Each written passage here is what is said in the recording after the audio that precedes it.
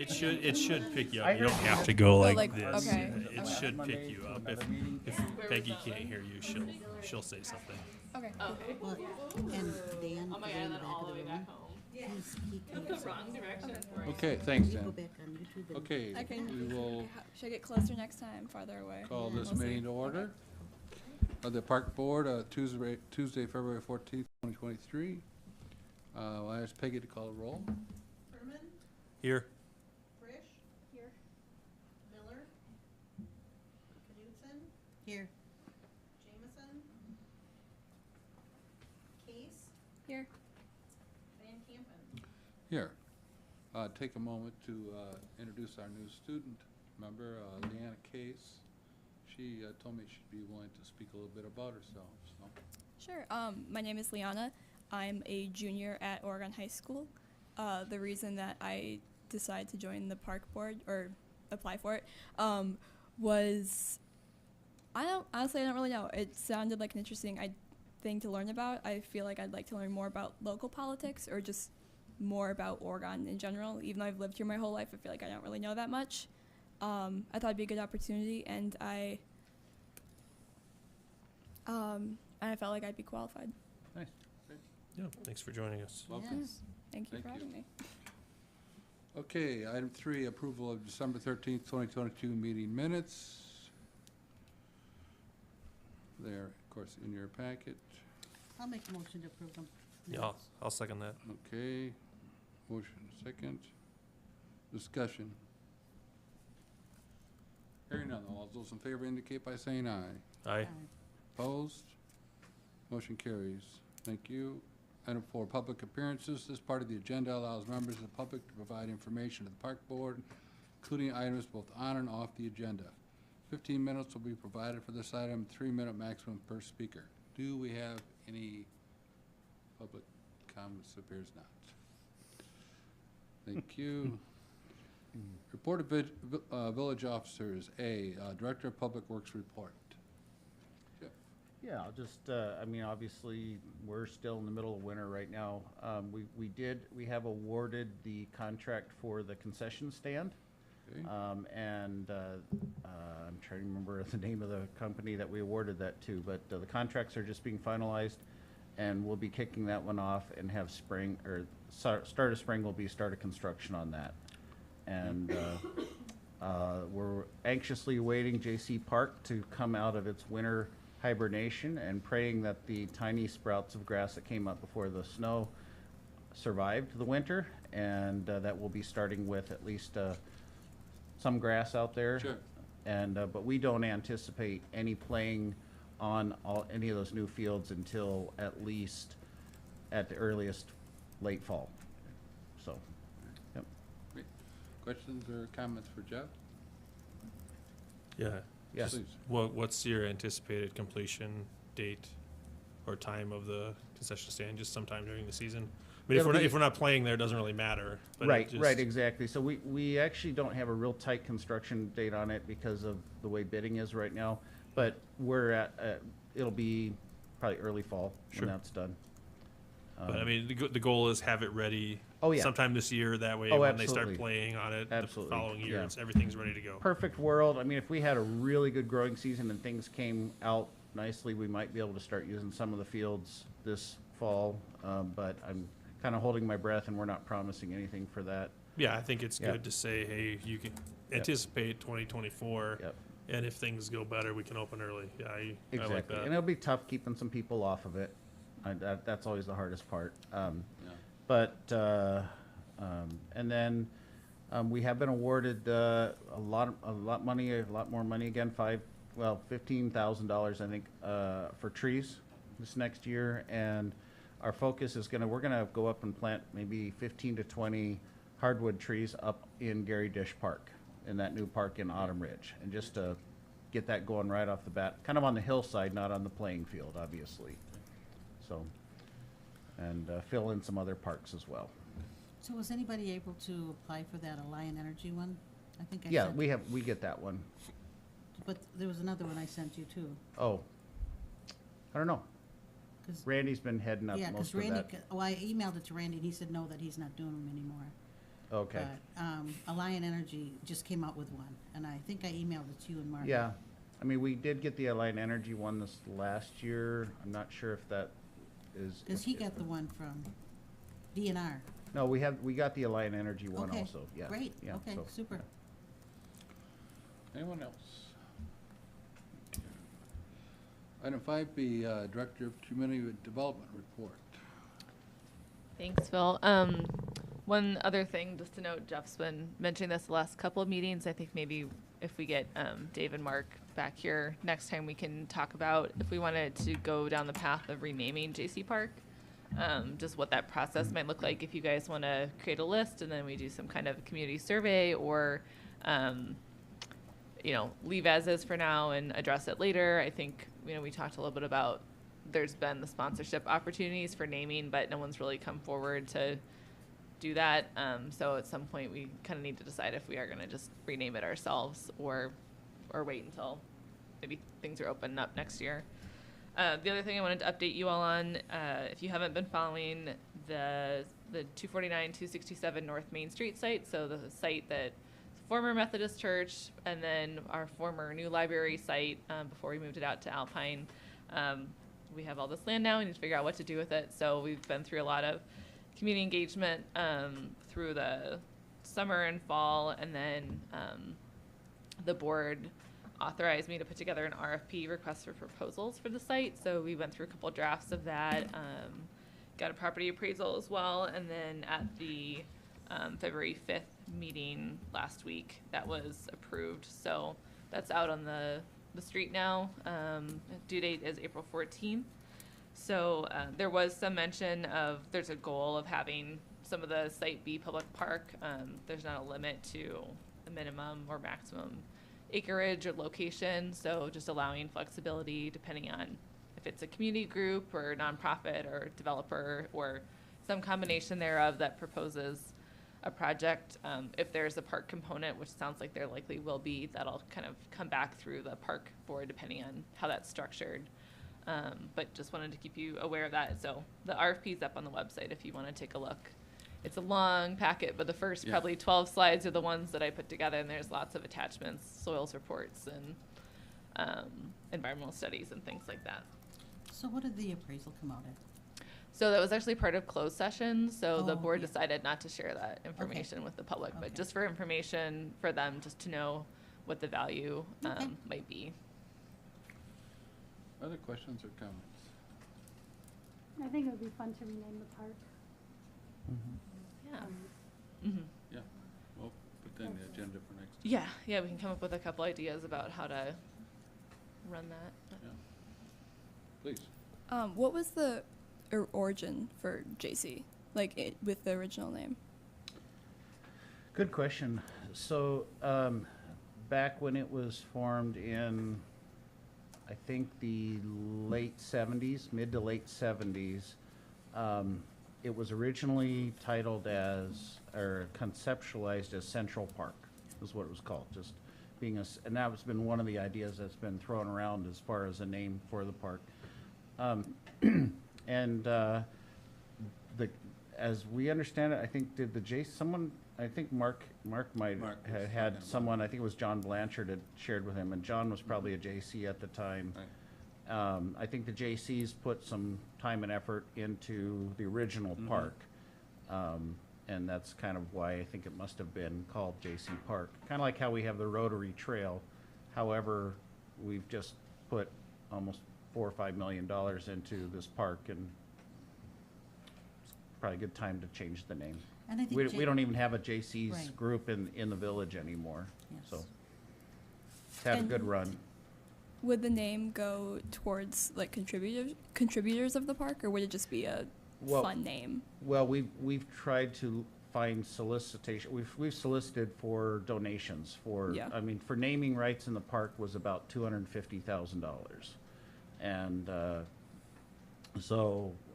and we've been able to get a lot of donations of smaller amounts for dugouts and field dedications, but we've not had any corporation or entity step up to talk about naming rights for it. Thanks. No one else? Moving on. Community Service Report, update on facility reservations. Lisa. Yes, so since we last met, facility reservations are officially up and running. So the sports organizations have been, they were contacted, told about the new, fee structure and booking system, and they were very receptive to that and very understanding.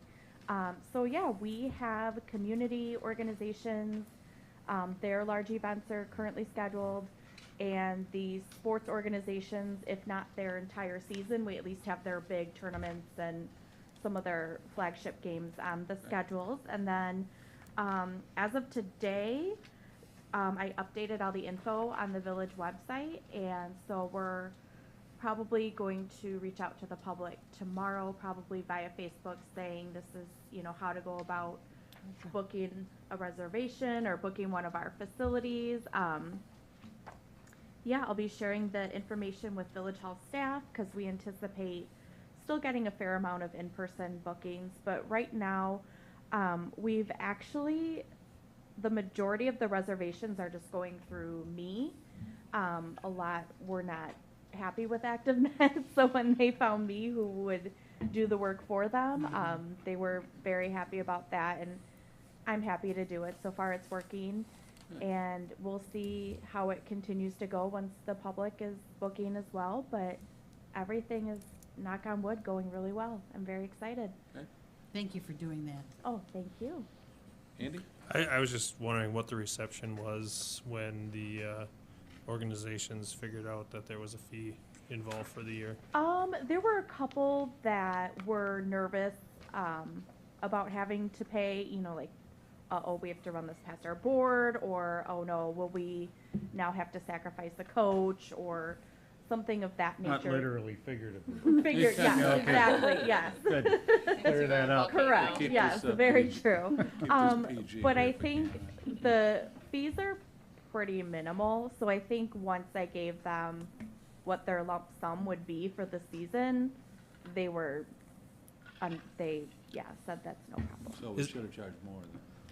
Right? I mean, is that something that you're collecting up front? Is that a pay-as-you-go, or is it an end-of-the-season type thing? So it varies. So there were a couple that had it and just said, here you go, we're just gonna take care of it, just to cross it off our list. There was one that needed to run the amount past their board. And then another, they're just waiting on a couple little loose ends, and then hopefully they'll have it soon. But yeah, they were very understanding and Okay. have been great. Anyone else? Oh, thanks, Lynn. Thank you. Communication and miscellaneous business. Let's see, unfinished business, we have none. New business, items for discussion, potential action, presentation from Vanderwall and Associates, Comprehensive Outdoor Recreation Plan kickoff. Sonny is here. Good evening. My name is Sonia Kriesel. Sonia, sorry. I work with Vanderwall and Associates, and I'm here tonight just to kick off the conversation about the Villages project this year to update the park and recreation plan. So I also assist with kind of providing consulting planning services, working with staff. So I'm in Oregon on a regular basis, and I'll be kind of serving as the project manager for this park and recreation plan update. And at the same time, Vanderwall and Associates is also assisting the village with updating the comprehensive plan. So we visited the village board and the plan commission recently. I think that was just last Monday at a kickoff meeting to talk more broadly about the schedule and the kickoff for both of those projects together. And tonight we're visiting with you here just to kick off and have a little bit more detailed conversation on the park and recreation plan itself as well. And as we go through this, you'll see a couple other people from Vanderwall assisting, Ben Rohr, as well as Elias Fereldzis. Will be two other people that will be helping and coming to the events and working on the plan update as well. So I don't have a presentation or PowerPoint slides to go through. Rather, what's included in your packet is just this, I think it's 3 pages, of kind of just an outline to help guide our conversation. So primarily what I wanted to do this evening is just introduce myself, introduce the topic and the plan update, and go over the schedule, the various events that are planned and included in the scope of work, and then cover a little bit of initial data information, data collection points that will help guide the information that's contained in the plan. And then finally, I hope to hear from you if you're willing to share just some big picture topics of what your recent priorities have been in the realm of parks and recreation. There are, on page 3 of the handout, just a couple of discussion questions. This is not intended to be formal conversation, and you don't have to have anything prepared. If you don't want to share anything at this time too, you can always follow up by email. But again, it's just the idea of this conversation is to kind of say we're here at the beginning of the process, and we'll be quickly diving into public input and data collection and plan drafting. So if there's anything really important or broad or big picture that you wanted to share as park board members at the beginning of the process, it's a great time to start talking about those things. So with that being said, I'm sure you're all familiar with kind of how a park and recreation plan works. There's a little bit of overview there of what's included in the plan. The last plan update for Oregon occurred in 2018. And as you likely know, we look to update these every 5 years to maintain eligibility for DNR grants, as well as just to keep current on your parkland standards and update park profiles and the types of improvements you want to see at your park locations. So that's this kind of various list of items that are included. We'll also look at kind of a reanalysis of park fees and how that kind of works out in the calculation based on cost estimates and park acres that are needed. And then also updating the implementation action list and potential funding sources. So basically grants that you can pursue as you work through implementation of the plan. In terms of overall project schedule, I mentioned that we're going through this process at the same time that we're going through the major comprehensive plan update. So the idea was to try to take advantage of some efficiencies and costs of going through those two schedules together. So you'll see some events overlap. So I mentioned last week we kicked off the comp plan and also kind of touched on the park and rec plan with the plan commission and the village board. And today we're here with the parks board. There will be a survey drafted for public input, and we anticipate posting that to be available to the public. The dates we have hashed out right now are March 1st through March 22nd. So I think that gives a good solid 3 weeks and also wraps up the availability of that survey before the school district goes on spring break. That survey will be very specific to the park and recreation plans, so that was not part of the comprehensive plan. Overall, it will ask park-specific questions. In April, park site tours, while this sounds really fun, it's more of one of our staff members kind of visiting with village staff and going to each of the parks just to make sure that we know firsthand the types of facilities that are existing there and then what might be needed, and just talk about plans for the various parks with staff and make sure that we have accurate information in the plan. So that's just scheduled for hopefully when the spring weather is a little bit nicer. And then as you move through the summer, there will be 3 planned draft review meetings here at the park board.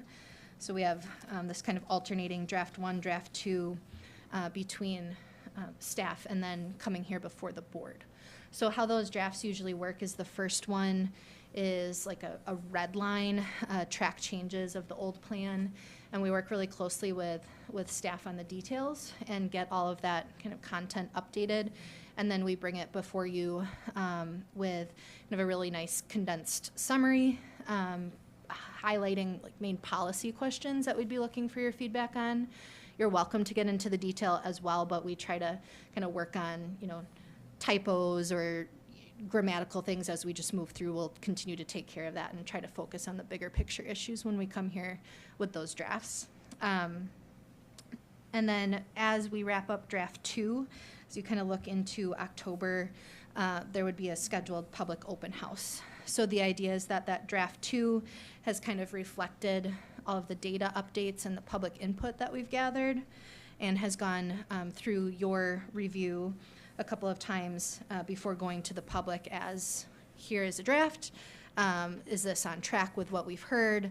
What other feedback do you have?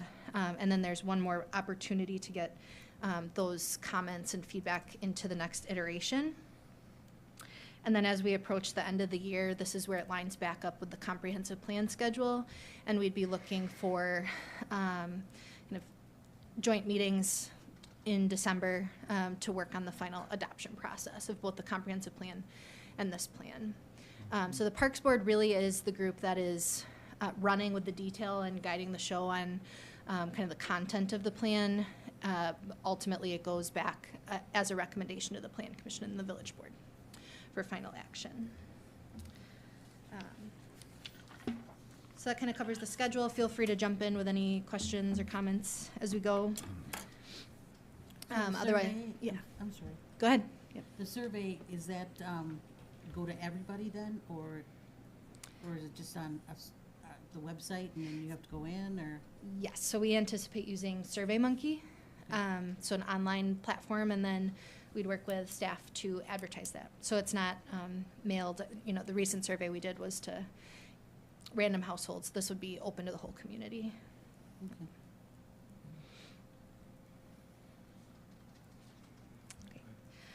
So just wanted to give you a little highlight of some of the initial data that we're working on and updating since the last plan. So moving into the first table there, we start talking about population growth. These figures all start to inform, for example, like your household projections, and help us to understand how much forecasted parkland will be needed to continue to meet your standards of parkland provided per 1,000 residents. So we like to give a little overview of the population projections that we're using to see if you have, if you're kind of on board with the approach, as well as, again, just to give an introduction to what we're looking at. So Oregon has grown quickly throughout different periods of time, a lot of growth in the 1990 to 2000 period there, but more recently looking at over 20% growth over the last 2 decades. So continuing to see a lot of population growth. In the population projections table, I think there are 7 different ways that you can look at projecting the future population. The first one there is from the DOA, Department of Administration. Their projections are based on an older model that hasn't been updated yet, and therefore they're typically conservative and underestimate population growth. So we don't intend to use that. And then the next 3 options are linear growth, where it just takes the amount of population, kind of just projects that out in a linear fashion. The 3 different numbers. Please connect and try again. The 3 different numbers are just based on different time periods. So you can see the one that's bolded covers 3 decades versus the other 2 time periods. And then finally, the last 3 are compounded growth, and that takes what the past growth has been in terms of a percentage and projects that out. So if you look at the final column, you'll see, kind of like I mentioned, the last 2 decades were around a 50% growth rate. And if you look at that column, this projects out different percentages.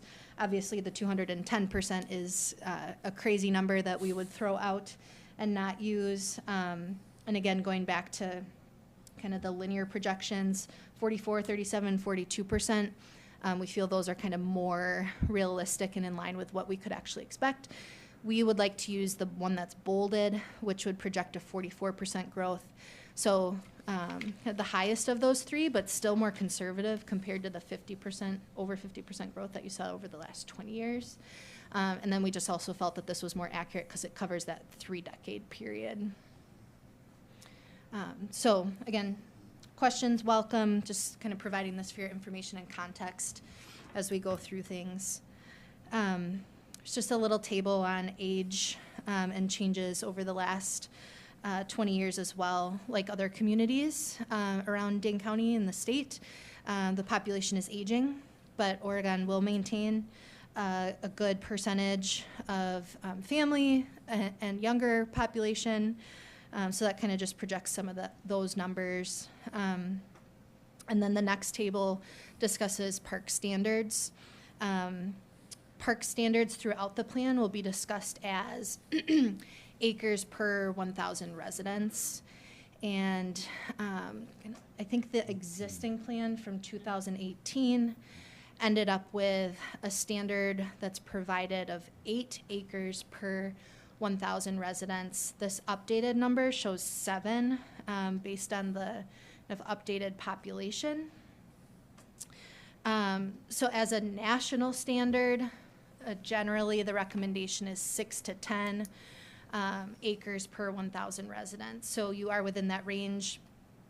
I'm not sure if your current plan compares to area communities kind of nearby, but we do see some numbers higher than that in Dane County as well. So as we go through the plan, we'll have a discussion on kind of what that means. If you wanted to increase the standard, how many more acres of parkland would be required, if that's something that the village wants to take on, if there's operations and maintenance staff for more parks, or if the recommendations will be for facility improvements and that kind of thing. When you go back and do your analysis, will you be kind of going back to check previous acreages on parks and that type of thing as part of your park analysis? Mm-hmm. Yeah, just to kind of ensure accuracy. Yeah, you mean? yeah. Just because I wonder sometimes how, some parks have kind of been expanded over the years, and some probably decrease your use and. Or making sure like retention ponds aren't counted. Right. Yeah. Right. Yep. Exactly. Yep, that's a really good point, because this number reflects developed acres, and then it also means unconstrained acres. So Right. not constrained by a stormwater pond or wetland. So Right. yeah, Good. make sure all that's updated. Mm-hmm. So do you include the woods out by Netherwood on the other side? Probably not until we end up with it. The Hermson property? Yeah. Yeah, that wouldn't be included as part of this until, Probably, yeah. yeah, until 10 it's years, transferred 15 years, yeah. over to us, yeah. Okay.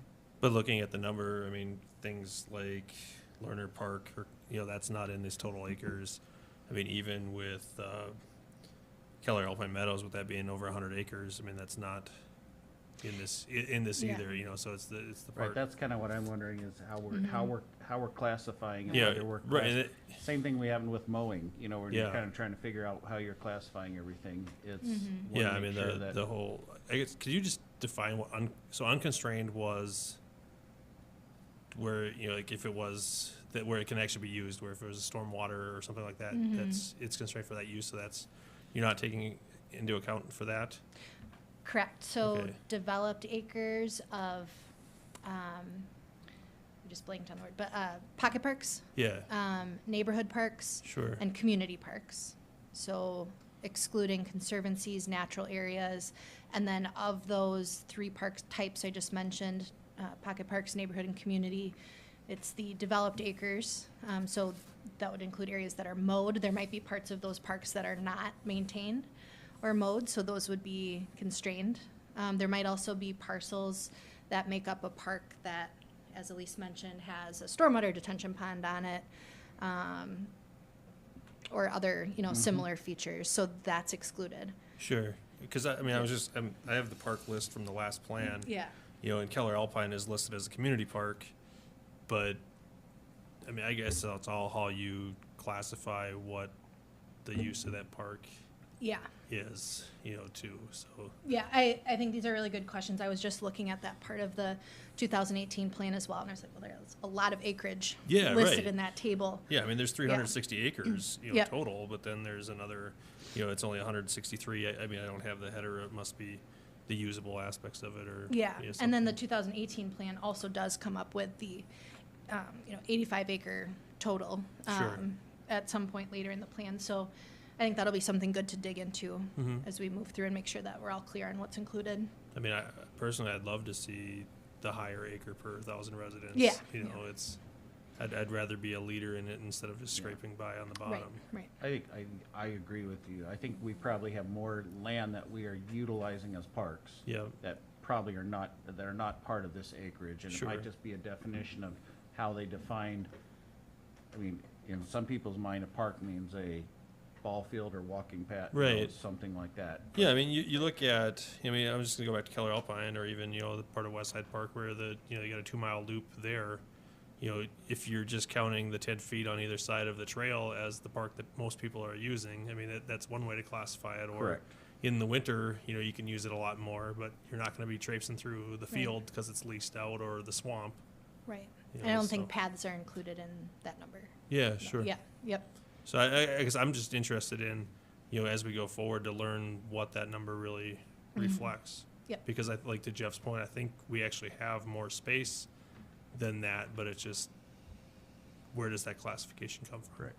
Mm-hmm. Yep, absolutely.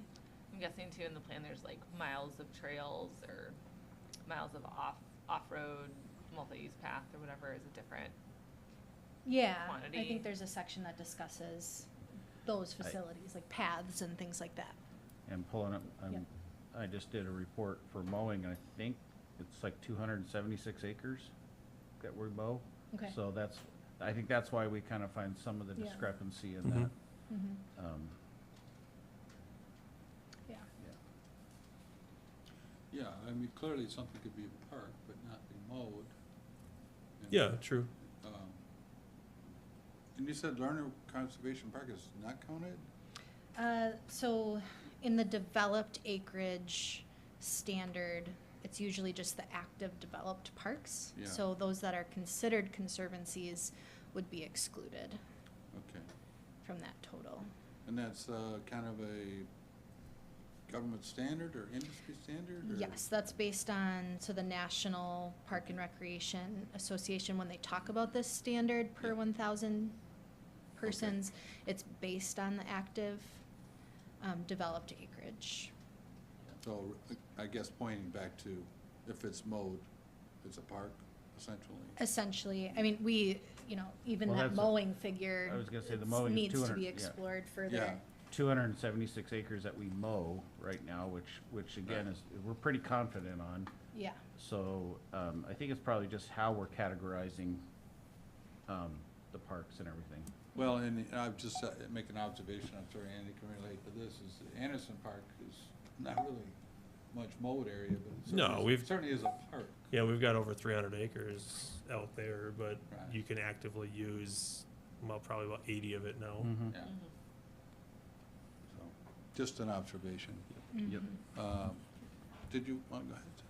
sure, yep, so I think this will be a good conversation. Again, we'll make sure, you know, clarify what's included in that number. And this kind of reflects and matches your existing plan, but good questions to work through as we go. So that's kind of just the overview. Again, just wanted to keep it really high level in terms of schedule and when we'll be working through this data a little bit further. So the last step I have is really just to kind of open it up to you and invite any comments that you might have, conversations that you've been having about the future of parks and rec in Oregon.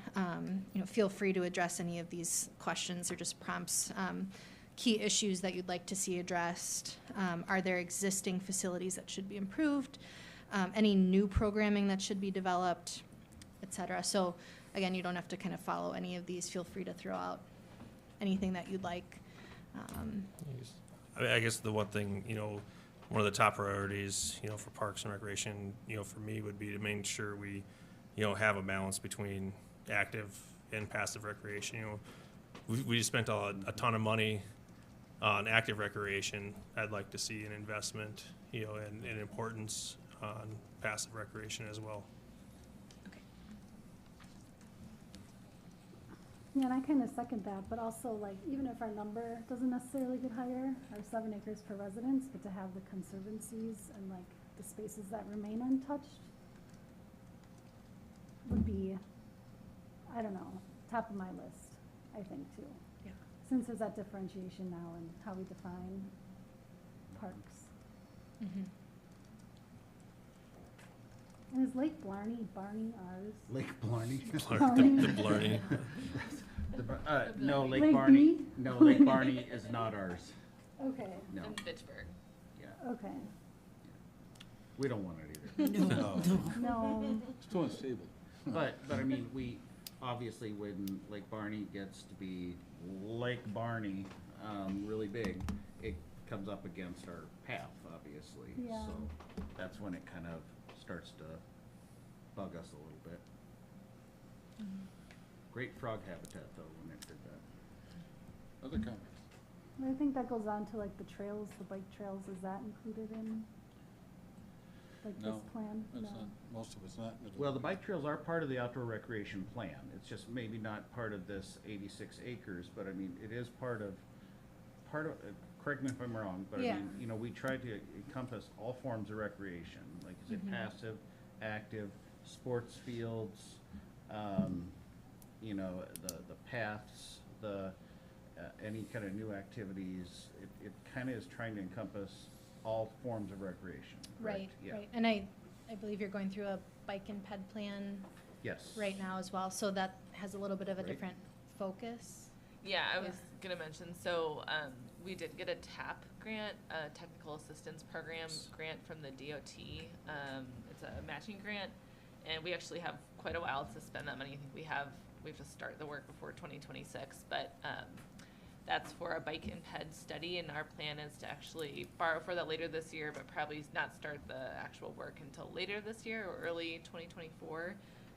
But that bike and ped plan is actually kind of, we'll take some of the, you know, public input and goals and vision and stuff from this plan, and then put that into like the nuts and bolts of how does that actually, like, which specific roads should we add bike lanes to, or what are path connections that are missing between two existing path systems that we should add. So that'll be more like a transportation, like a traffic engineer, actually civic engineer working on that plan and coming up with like specifications for what to build. But yeah, so that'll kind of go on the heels of this plan.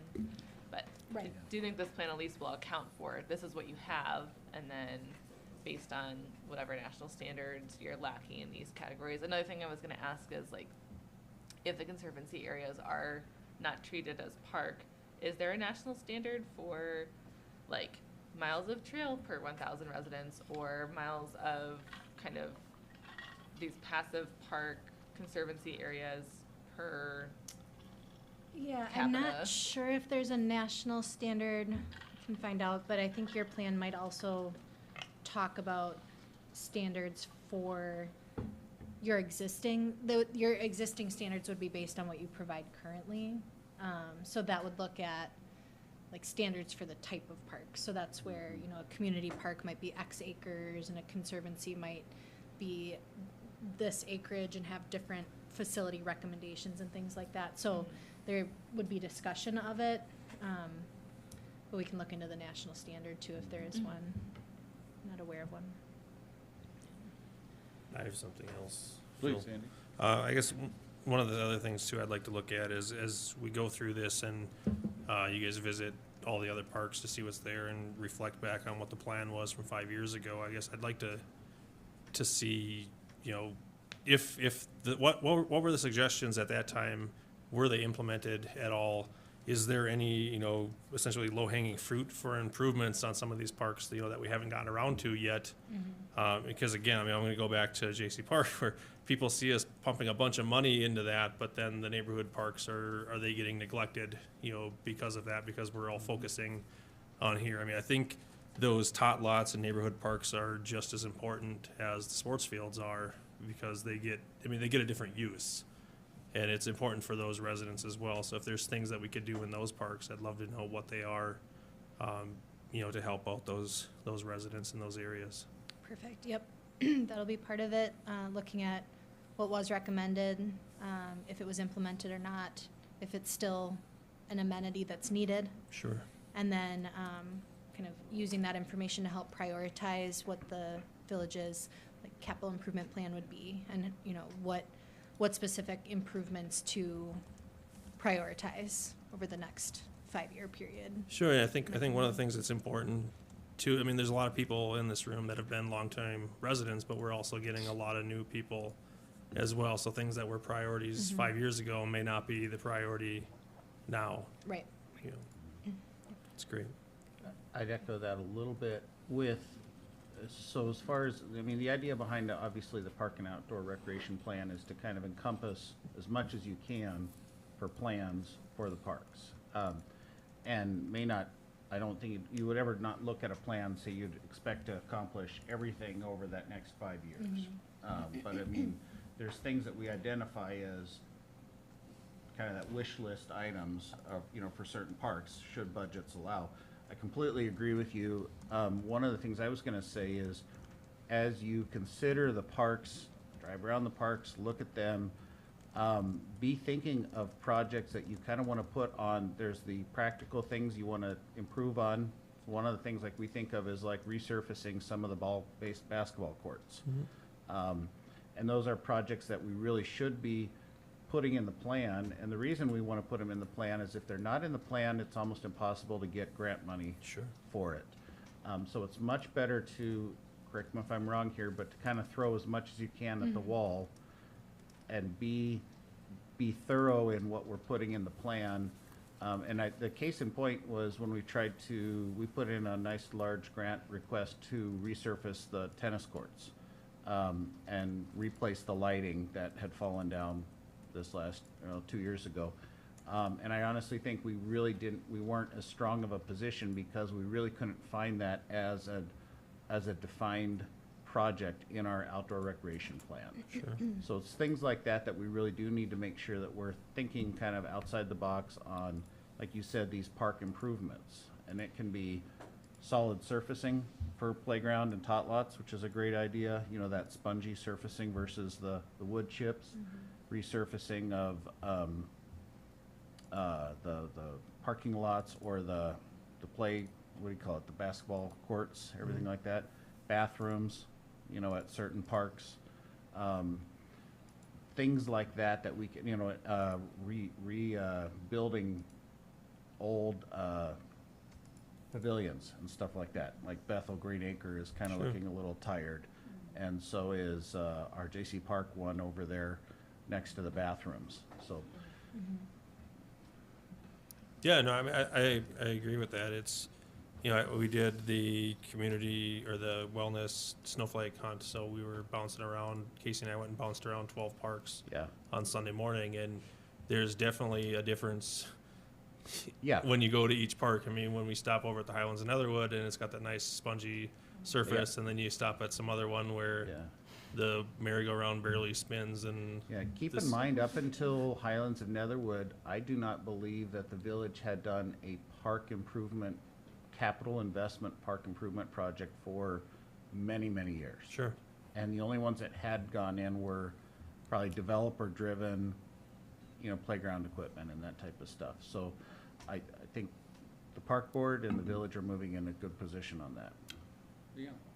So I work at a daycare, and I've worked there for a while, and I've also just have a lot of experience with the kids that go to the parks. And I don't know if accessibility is easier when having that spongy material, but I know kids enjoy having wood chips. Like, they enjoy being able to dig around. It also gets really, really hot in the summer on, like, if it's a dark, especially if there's metal playground materials or equipment, like, it gets hot, so kids don't like to have to be surrounded by hot. That's just something I know. We go to the Bethel, they call it the Buffalo Park because they can't pronounce it, but they're like, oh, we're gonna go to the Buffalo Park today. I'm like, yeah, and we'll walk there, and what it does is kids don't care about the equipment. They don't care about what it looks like as long as they can climb it. Like, it's a good point. Yeah, and it's very good point. I don't really know if it's super important for getting nicer, newer equipment. Maybe for accessibility wise, that would be good for just different kids with different abilities. But they don't really care. And parents don't either. As long as they have a place to sit. The surfacing, like wood chips are always, I mean, we're always putting about $10,000 or $15,000, $20,000 worth of new wood chips in every year. and it works, it's great. They still grow weeds and we have problems like that. One of the things that the solid surfacing has done is really promoted accessibility Yeah. for those with disabilities and those with special needs. And I apologize if I'm using the wrong terms on those, but we've tried to incorporate those type of things in our new play equipment and everything, and for wheelchair access to swings and everything like that. So yeah, and it's very expensive. I mean, it's Which like- is more pricey?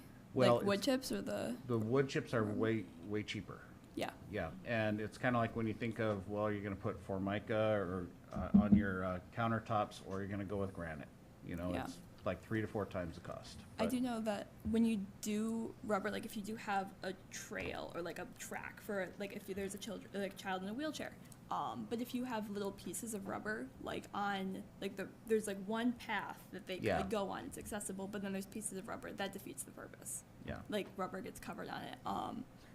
Another thing is, this is very unrelated, but is there a way to, I don't know if this is possible with this kid's first time, but with doing like more natural greenery, like native plants or like educational opportunities, like just little signs that say this is a this and it does this for the environment, because those are like kids love, like because I also work at a greenhouse, so I know a lot about like native plants and botany, and they're like, Miss Leah, what's this plant?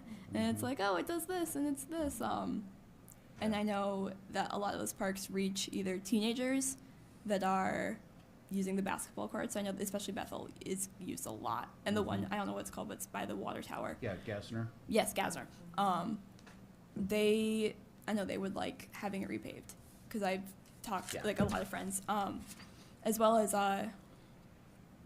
just more like native plants. And even when you say weeds with wood chips, weeds aren't necessarily bad either. Yeah, these are thistles.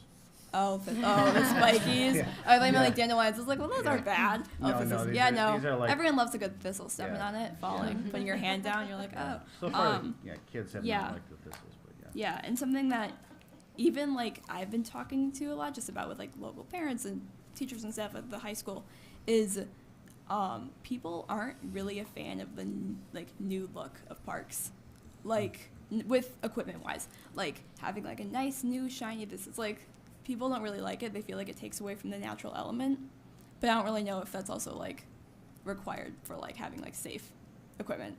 But yeah, that's my input. Yeah, as far as different types of equipment, I know early in the library plans for their Alpine site, I don't know if it was able to be included in this budget, but they looked at kind of doing like a more natural playground where it was more like logs and things to hop on and more kind of open-ended play versus, you know, walk up the stairs and go down a slide. There's certainly with like the village insurance and liability, there's certain types of equipment, like we can't just put up anything Yeah, and yeah. you know, a tire swing and say that it's safe. There's all kinds of requirements, but yeah, I think there's room for a lot of different types of equipment. We've also looked at like the playground plans for JC Park included equipment for people with sensory issues and people with Alzheimer's, adults, kind of more balance, flexibility, coordination, movement and area, so that flexibility. if I'm a parent or a grandparent, I'm there watching my kid play or they're playing at a game, there's stuff for me to do too, more than just sit on a bench. Yeah. Yeah, but I think all those categories hitting, you know, something for everybody is good. Did you have more, Sonia? This is all really good feedback. You can keep going if you'd like. I have Yeah. one more thing is, one of the things that we've noticed, I mean, things are shifting some in recreation. 5-10 years ago, I know pickleball was a thing, but now it is like rabid, you know, the thing. And we recently got a request for, can we build some ping pong tables out in one of the parks, you know, and I'm like, ping pong, okay, you know, it does, but there's always, there's kind of those things that die away. Obviously, you don't see certain things they used to see in parks, but other things that are becoming extremely popular, we're building those 6 courts, and I'm sure they'll be asking for 12 more, you know, for the pickleball. So. And I guess to what Elise was saying, and then also to piggyback on what you were saying, the natural parks, And I think Lucier Family Heritage Center has a really nice one. Mm-hmm. And it's kind of tucked away in the woods, but they have the big logs. I mean, it's all secure and not rolling around, but I think they have a really nice example. And Colorado has some really great parks too, rock walls. And if we're doing a wish list, I'm just gonna throw out there, I think the hockey rink thing might be something to consider for the community. My staff will Don't hate that. me. Yes. I mean, outdoor winter, obviously. The summer hockey rink. Summer again, hockey really rinks, yes. expensive. Well, they do have things like that, if you're I willing know to they're spend it. popping up around the community, but Yeah, I'm we're glad to seeing go more of that someone's around the backyard. community and, yeah. That's been kind of one of the things we've been kicking around, for possibly incorporating into behind the pickleball courts.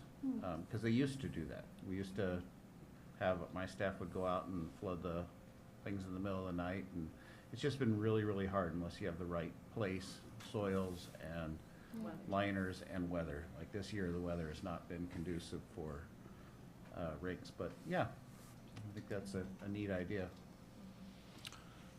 Okay. I would encourage park board members, as I will, is you're welcome to, at a later time, answer some of these questions and forward those along to Elise. I'm sure they'll get them to Sonia. That's what I actually chose to do, rather than on the spot, so. Yep. But it sounds like the park board will be fully engaged this year. Yes. Any other comments from you? Yeah, I was just noticing one thing that's not listed on the schedule are focus group conversations that we'll be having.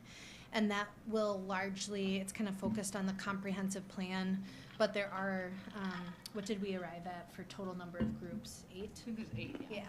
So there's 8 groups, and of those, 2 are very specifically focused on parks. So one group is the passive kind of recreation opportunities and people that work in that realm and have that expertise. And then there's another one that focuses specifically on active recreation, knowing that there are a lot of people involved in both conversations in the community. So I think those will be really good discussions. Those are by invite, and staff kind of helped identify individuals and stakeholders to invite to that. And then those will be happening in a couple of weeks here on February 28th. And so I think, yeah, good conversation. It'll have some good feedback for this process as well. Also wanted to just mention, we do have a landing page for the comp plan and the park plan updates on the village website. So all the links to survey, all the meeting dates, as we have the dates for like the draft reviews and stuff, we'll make sure those are posted there as well. But once we get that survey up and running, I'm sure we'll share that through eNotify and on our Facebook and everything as well, to get cast a wide net. Yep. Okay, anything more from the board I on have this one more subject? question. Please. Sorry. No. So I guess my impression hearing about this a few years ago was it would be like pretty heavy board involvement, and I'm thankful that there's someone else leading it. Well, half thankful, but anyway, is there like opportunity for us to volunteer in the process more or get more involved rather than just reviewing the draft? Yeah, I think, we do have these 3 opportunities to come before you, and we try to make them as efficient as possible. Like I mentioned, kind of keeping things high level. But if at any point in the process you wanted to get into more detail, I think, that would be welcome. And we, in other planning processes that we do, it's not uncommon for members to, provide additional feedback or like ask questions of staff or to call and to get into an issue more specifically. You don't have to just wait till that meeting where we come before you. I guess I was just Yeah. assuming you'd be a little more hands-on. Yeah. Either way is great. Thankfully, we have a draft to work from and then kind of just making changes from that. But we'd certainly appreciate your help getting the word out about the kickoff event, March 9th, and then when the survey link is posted too, if you've got, friends or, whatever parent groups you're involved in, sports organizations, friends groups, feel free. I don't think it's going to be limited to just village residents, but I'm sure there'll be a question about, where do you live too, Yeah.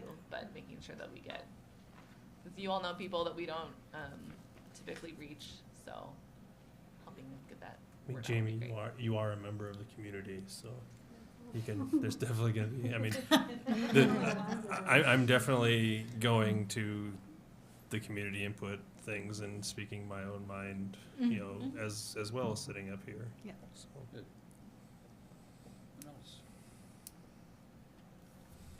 I'm excited. Good.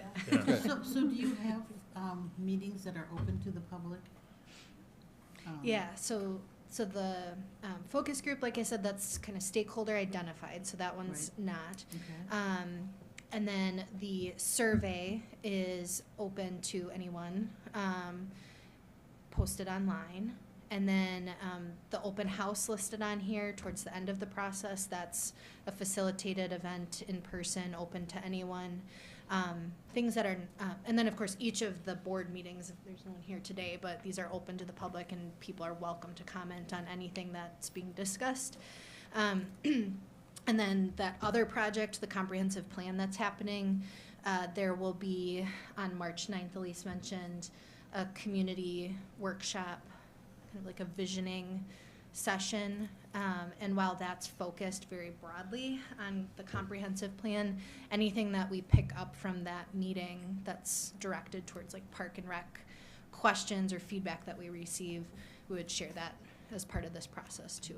It's just not as focused on, like say, park, you know, equipment and materials and facility improvements and things like that. Because did you say 8 focus groups you had? Yes, And they're all going to be invitation only? correct. Yep. Okay, got it. Just so. Yep. Yeah. Anyone else? Okay, thank you. Okay, thanks for having Yeah, me. thank Yep. you. And thanks to Jeff and Elise for your comments as well. Thank you. Item 8B, upcoming meeting dates, Tuesday, March 14th, Tuesday, April 11th. Major conflicts there? Just TBD on the April date, Yes. that might be the week that we're moving, hopefully is the week we're moving, but we're still planning on having, the boardroom open and functioning for a little while until we make sure the new boardroom's all set up. I know I have a planning commission meeting later that same week too, so we're not planning on moving it at this point, but Yeah. it might just be more chaos than usual over here, so. If you show up here and the doors are closed and the lights We'll are off, probably then we hand you a might be at box the other and then you building. can drive over Yeah. to, you know, Yeah. like, Right. over to Alpine with it, you know. Okay, item 8C, items for future meetings and assignments. I don't think we have assignments, but agenda items, suggested agenda items? JC Park. Yeah. Yeah, the We'll JC Park work- naming, I yeah, think that we'll would I be a think good we one. should, you know, start working on that, Mhm. get more serious about it. Anything else? Jeff, Elise, all down? Nope, I'm good. Okay, item 9. I move to adjourn. I'll second. All in favor? Aye. Opposed? We are adjourned. All right, thank you. Thank you very much. Thanks to all.